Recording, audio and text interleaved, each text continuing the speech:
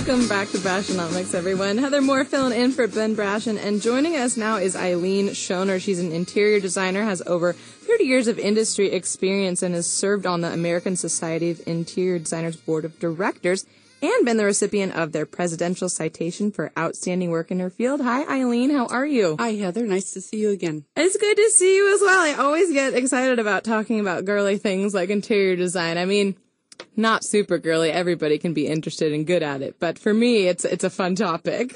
Great. No, it is. It's got so many different aspects to it. Absolutely. So what we're going to kind of talk about today is, if someone's considering an interior design project or maybe kind of some renovations and stuff, you got to have a starting place. And there's probably some questions you need to ask yourself before meeting with an interior designer to make things easier, right?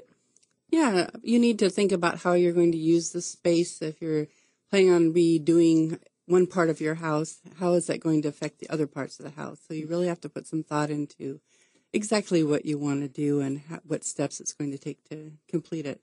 You don't want to, if you're going to do the whole house, you need to plan a whole plan, even if you don't do it all at once. Right. And because you'd mentioned, how you'll be using this space, but you'd said something kind of interesting. You said, will there be a secondary use for the space? And I kind of wanted you to give me an example of what that might mean. Because if you're doing a kitchen, you're just doing a kitchen.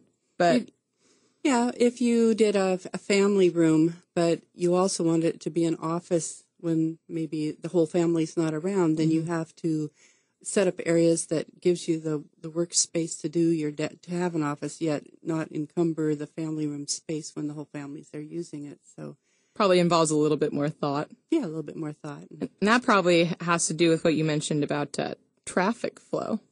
Yeah, traffic flow is important.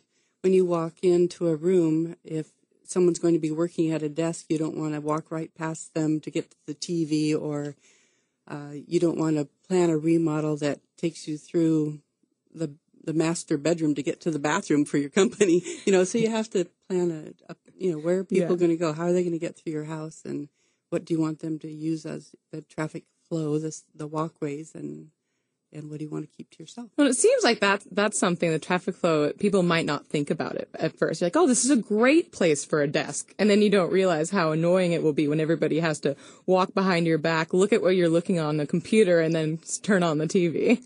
Correct. Yeah. And then when you've been on in the past, we've talked a lot about lighting. And I assume, kind of lighting and probably any work that you're going to have to do in the house has a lot of an effect on what you're able to do. Yeah, you do have to consider, again, how you're using the space, and is the lighting sufficient? During the day, your lighting, of course, is different. You have a lot of maybe natural light, and at night, you need to make best use of the lighting that will light up the area that you're using effectively. Mm-hmm. If you have a desk, you probably want something like a desk lamp, or if you put a sconce up on the wall, or a recessed light above your head, that might not do it. So you really do have to think about where you need outlets and what kind of lighting you're going to use in the different spaces. Yeah, and especially if it's a space where maybe during the day there's a lot of natural light, but if you forget to add the extra lighting for later on, it's, a lot less usable, it would seem. Yeah, if you've ever walked into a kitchen at night that's really dark, that's because during the day, maybe they have a skylight and a lot of windows, but at night, not enough recessed lights to light up the space effectively. A lot of times they'll use an under-counter light to help with that situation, but it's important to have good lighting. Yeah, no, definitely. We all want to see each other. Right. Now, this next one you brought up I thought was interesting. Again, we're here with Eileen Schoener talking about questions you may want to ask yourself before meeting with an interior designer. And this seems like it might be the most challenging one. And we're asking, what feeling do you want to achieve? And I think probably sometimes people don't even understand what they want when they come to you with some questions. A lot of people don't know what they want, and that's why they call for help. But you can't expect a designer to come in and just say, oh, you want this, because they don't know you personally. So you need to do a little bit of research on your own, even if it's looking through magazines and cutting out pictures of things that you like, to get a feel of how you want your space to feel. And you can also go on the internet. It's a great resource for looking at different products. And when you see something you like, print it out. And it really helps the designer to see kind of where you're going, what direction. Yeah. Instead of trying to do 50 questions and guess, do you like this? Do you like this? Because looking at new construction, there's nothing to look at. And in a remodel, it might be a house you just bought and it's not, and you want to get new furniture and it's just not you. So it does help to gather some information ahead of time. And pick out some styles and trends. Because it seemed like, you might cut out a few pictures from IKEA and Crate and Barrel and Pottery Barn and have no idea that what you like is a modern style, but you have an interior designer that's able to kind of put that together for you. Right. It just helps give us direction. Absolutely. And we were talking about kind of looking through magazines and TV and figuring out what's right for you. And that brings us to a point we were talking about earlier that I wanted to hit on, which probably has to do a lot with budget too, is I think people see a lot of cool things on TV. They see these, all these flip projects, the interior design shows where all they see is the before and after, and they don't get to see the real cost and what the project actually looks like from start to finish. So talk to us a little bit about being realistic with both what you want and budget and time. Yeah, a lot of people I watch them. They're fun. Yeah, the reality shows and I kind of call them the unreality shows because they don't show you the permits that might be required or the plumber, the electrician, or the time it takes to get those things scheduled and get them in. You really can't do things overnight like they show or in 2 days or whatever. It's just, you need to be realistic and you need to know that there are going to be things, there's unknowns. When you open up a wall and it's got dry rot, that's an unknown and it's going to have to be fixed. And on the TV shows, everything's always... Yeah, by the next commercial break, they have a new beam. Yeah, they have a new beam. Well, to get that beam, it might have to be ordered. It might be, and furniture has to be ordered. You just can't go buy furniture off the floor very often from most stores. Everything has to be ordered. Yeah. So those are kind of the things that are in the time it takes to ship it. Yeah.